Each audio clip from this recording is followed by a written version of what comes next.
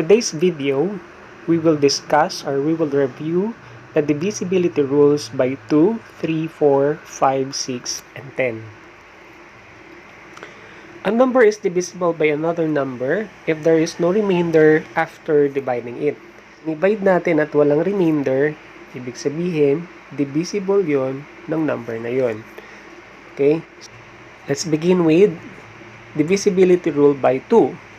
So, all even numbers are divisible by 2. So, ano-ano nga ulit yung even numbers?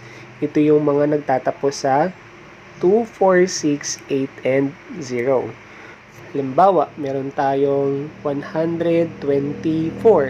So, ang 124 ay divisible by 2.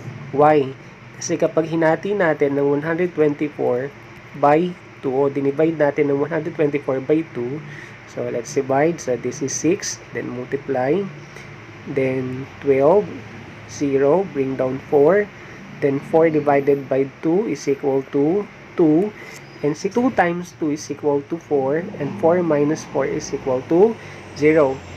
Ibig sabihin, ang remainder natin ay 0. It means 124 is divisible by 2. Okay? Another number, we have 4,528. So, nagtapos sa 8, at ang 8 ay even number. So, ibig sabihin, divisible yan by 2. Next, we have divisibility rule by 3. A number is divisible by 3 if the sum of its digits can be divided exactly by 3. Meaning, kapag dinivide natin by 3, ang sum after na mapag-plus natin ng lahat ng digits, dapat ay eksakto at walang remainder. Eksakto o multiples ng 3. Example, and we have 768. So, 768, ang sabi, add all the digits of the given. So, ang tatlong digits to, yung 7 plus 6 plus 8. Then, yung sum, i-divide natin by 3. So, let's add. 7 plus 6 is 13. 13 plus 8 is equal to 21. Then, divide natin by 3. 21 divided by 3 is equal to 7. Ibig sabihin, ang 768 ay divisible by 3. So, check natin to. Another example, we have 896. So, pag plus natin ulit ang digits, 8 plus 9 plus 6 is equal to 23. Then, divide natin yung sum by 3. So, 23 divided by... So, divide natin. 23 divided by 3. So, meron tayong 7. Then, 7 times 3 is equal to 21. Then, 23 minus 21 is equal to 2. So, ito ay, ang sagot natin ay 7, remainder 2. Merong sobra na dalawa. Ibig sabihin, ang 896 ay hindi siya divisible by 3. Okay? Next, 98,631. So, let's add all the digits of the given.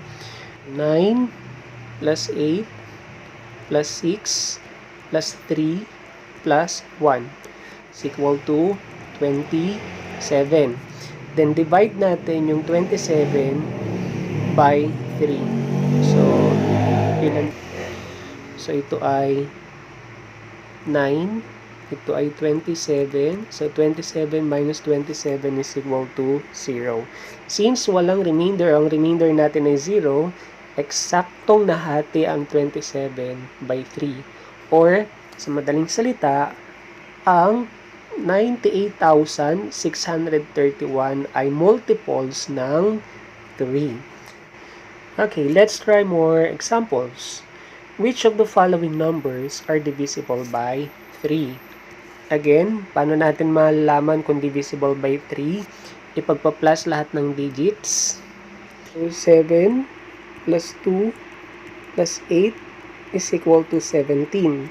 And 17 is not a multiples of 3. So, kasi kapag nag-skip count tayo by 3, at dinivide natin ang 17 by 3, 17 divided by 3 is equal to 5, remainder 2. So, ibig sabihin, ang 728 ay hindi siya divisible by 3. Next number is 982. Again, para malaman kung divisible ba yun by 3 or multiples ng 3 ang 982, ipagpa-plus lang natin lahat ng digits. So, 9 plus 8 plus 2 is equal to 19. 19 divided by 3. So, ang 19 ba ay multiples ng 3 or divisible by 3? So, if we skip counts by 3, 3, 6, 9, 12, 15, 18, 21. And there's no 19. So, it means hindi divisible by 3 o hindi multiples ng 3 ang 982. Okay? Next is 4,506. Instead of dividing 4,506 by 3, so gagawin natin, again, ipagpa-plus lahat ng digits. Tapos, i-divide by 3. So, 4 plus 5 plus 0 plus 6 is equal to 15. And 15 divided by 3 is equal to 5. So, walang remainder. Ibig sabihin, divisible yon o multiples ng 3 ang 4,506. So, divisible by 3 ang 4,506. Okay. So, another number is 138,729. Again, para hindi na tayo mag-divide ng sobrang laking number, alamin lang natin kung divisible ba yun by 3 or multiples ng 3 ang given. So, ulitin natin, ipagpa-plus lahat lang ng digits. So, 1 plus 3 plus 8 plus 7 plus 2 plus 9, 30. And 30 divided by 3 is equal to 10. Diba? 10, kapag minultiply natin yung 10 sa 3, ang magiging sagot ay 30. So, ibig sabihin, ang 138,729 ay divisible by 3. Okay? Let's now move on to the divisibility rule of 4. A number is divisible by 4 if the last two digits form a number divisible by 4. At kapag yung number na yon nagtatapos sa 2 0, ibig sabihin, divisible din yun by 4. Again, hindi na natin kailangan i-divide ang given numbers by 4. Yung lahat ng given na yon, kailangan lang natin gawin, i-divide lang natin yung last two digits. Okay? So, tingnan natin, by 4. A number is divisible by 4 if the last two digits form a number divisible by 4. So, underline natin yung 43. Since ang 43 ang last two digits sa given na 743. So, yung 43, i-divide natin by 4. 3 divided by 4, 4 divided by 4 is 1, then multiply, then 4, then 0, then bring down 3. 3 divided by 4, syempre cannot be, so let's put 0. Then 4 times 0, 0 times 4 is equal to 0, then bring down 3. So it means ang 743 ay hindi siya divisible by 4. Why? Kasi meron siyang remainder or sobrang tatlo. Next is 896. Again, no need na natin i-divide ang 896 by 4. Pero pwede naman, kaya lang mas mapapadali kung i-divide lang natin by 4 ay yung last two digits. Hindi rin naman siya nagtapos sa dalawang 0, kaya kailangan natin gawin, i-divide natin yung 96 sa 4, yung last 2 digits niya. So, 9 divided by 4 is equal to 2, then multiply 8, then subtract 1, then bring down 6. 16 divided by 4 is equal to 4, and 4 times 4 is equal to 16, and 16 minus 16 is equal to 0. So again, kapag ang remainder natin ay 0, meaning eksakto o walang sobra. Okay? So, ibig sabihin, ang 896 ay divisible by 4. Our number is 4,336. Again, ang kailangan lang natin i-divide ay 36. So, 36 divided by 4 is equal to 9. 9. Okay? Then, 0. So, ibig sabihin, ang 4,336 ay divisible by 4. Kasi, kapag dinivide natin yung... Kasi, ang 36 ay multiples ng 4. Another number, we have 5,306. Again, hindi naman siya nagtapos sa dalawang 0. Tingnan natin yung last 2 digits niya, which is 0 and 6. So, ang 6 ay hindi naman multiples ng 4, kaya ang 5,306 ay hindi siya multiples ng 4. Again, ano yung kailangan nating tandaan kapag divisibility rule by 4, i-divide lang natin yung last 2 digits ng given. Kahit gaano pa yung kadami, kahit million pa yan, ang hahanapin lang natin ay yung, ang i-divide lang natin by 4 ay yung last 2 digits, yung ones and tens. At divisible by 4 din ang isang number kung nagtatapos to sa dalawang zeros. Let's try more examples. Which of these numbers are divisible by 4? Divisible by 4 ang isang number kung nagtatapos sa dalawang zero. At mapapansin natin na ang letter A ay nagtapos sa dalawang zero, ang 600. So, ibig sabihin, ang 600 ay divisible by 4. Ang letter B, letter C, and letter D, hindi naman siya nagtapos sa dalawang 0. So, ang kailangan natin gawin, i-divide yung last 2 digits by 4 para malaman natin kung divisible by 4 ang given. So, 21 divided by 4 is equal to 5.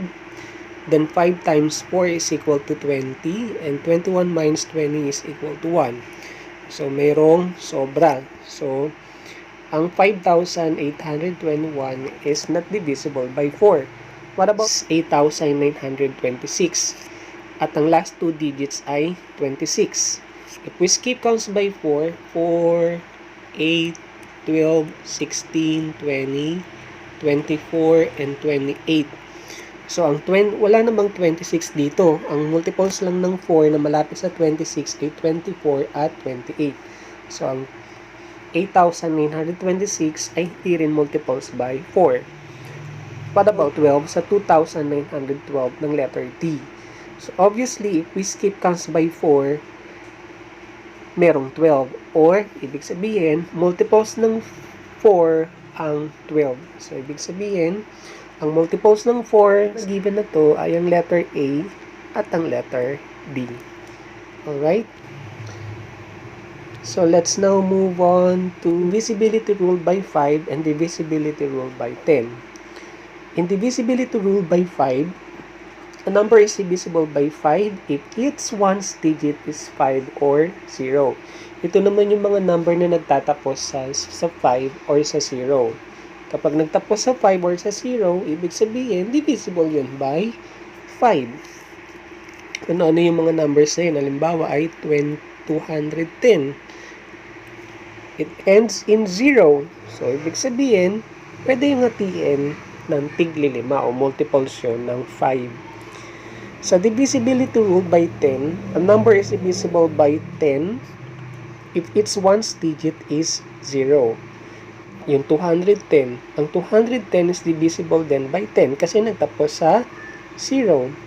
Pero hindi lahat ng number na divisible by 5 ay divisible din by 10. Bakit? Katulad halimbawa ng 225. Okay, so di ba kapag nag-skip counts tayo by 10, 10, 20, 30, 40, 50, walang 5. Okay, so dahil binilang natin yon ng tig sa 10. So, ang 225 ay hindi siya multiples o hindi siya divisible by 10. Hindi siya pwede siyang hatiin ng 10, yun nga lang, may sobra. Di ba ang rule natin, kailangan pag dinivide, eksakto, walang remainder. So, ganun din by 5. Again, kapag by 5, nagtatapos sa 0 at sa 5, at pag 10, nagtatapos sa 0. Okay, so divisibility rule by 6. Numbers which are divisible by both 2 and 3 are divisible by 6. So, i-apply natin yung divisibility rule by 2 at divisibility rule by 6. Divisibility rule by 3. Dapat ay sabay o pareho siyang divisible by 2 at 3. If the last digit of the given number is even, so ibig sabihin, kapag ang dulong number ay odd number, so hindi siya divisible by 6. Pero hindi lahat ng even numbers ay divisible by 6 or multiples ng 6. Remember, kailangan divisible din siya by 3. And the sum of its digit is a multiple of 3. Then, it is also multiples of 6. Malaman natin kung ang given ba ay divisible by 6, kailangan maging divisible muna siya by 2 at divisible din siya by 3 para maging divisible by 6. Okay, ang 630 is an even number dahil nagtapos sa 0. So, 6 plus 3, 0 is equal to 9. And 9 is multiples of 3. So, check natin ang 3. So, dahil divisible by 2 at divisible by 3, ang 630 divisible din by 6. Next number we have 375. Ang 375 ay odd number. So, hindi siya divisible by 2. Pero divisible siya by 3. Kasi 3 plus 7 is equal to 10. 10 plus 5 is equal to 15. And 15 is multiples of 3 or pwedeng hatiin ng tigda 3. Hindi pa rin siya divisible by 6. Kailangan ay pareho divisible by 2 at divisible by 3 para maging divisible by 6. Last number, we have 6,294. Nagtapos sa 4, so even number, pero divisible ba to by 3? So, tingnan natin. So, pag-plus lahat natin ng digits para malaman kung divisible by 3. Kapag ang sagot ay multiples ng 3, ibig sabihin, pwede yung hatiin ng tigda 3. So, 6 plus 2 is equal to 8. 8 plus 9 is equal to 17. And 17 plus 4 is equal to 21. And 21 divided by 3 is equal to 7. Is equal to 7. So, it means divisible din yan by 6. Okay? So, ganun lang kasimple. So, recap tayo. Divisibility rules by 2, 3, 4, 5, 6, and 10. A number is divisible by 2 kung ito ay even numbers o yung mga numbers na nagtatapos sa 2, 4, 6, 8, and 0. And the number is divisible by 3 if the sum of its digits can be divided exactly by 3. Ipagpa-plus natin ang digits ng given, saka i-divide by 3, at kapag walang remainder, ibig sabihin divisible yon by 3. A number is divisible by 4 if its last 2 digits form a number divisible by 4. Divisible then by 4 ang isang number kung nag-end o nagtapos sa dalawang 0. Number is divisible by 5 if its ones digit is 5 or 0. Yung mga numbers na nagtatapos sa 0 and 5, divisible by 5. A number is divisible by 6 kung ang number na yon ay even number at dapat ay parehong divisible by 2 at 3. Kapag divisible by 2 at hindi divisible by 3, hindi rin yung divisible by 6. Dapat ay pareho. Parehong divisible siya sa 2 at divisible din sa 3. So, kapag divisible by 2 and 3 yon, divisible yon by 6.